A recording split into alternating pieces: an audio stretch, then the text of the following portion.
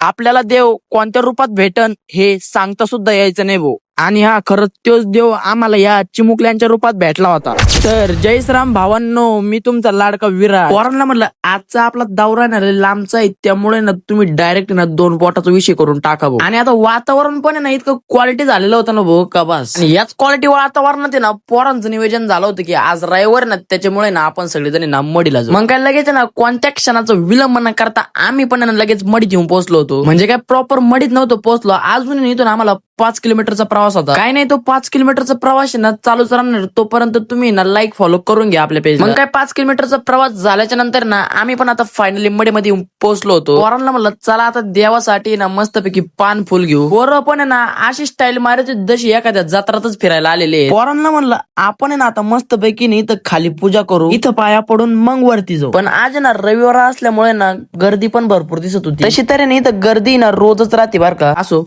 तर मग आहे ना मस्तपैकी ना सगळ्या देवांच्या ना पाया पडून घेतलं ना. आता बारी होती नारळ फोडायची. मग काय मस्तपैकी नारळ फोडलं, पण ते फोडलेलं नारळ सुद्धा आहे ना पावन निघलं होतं.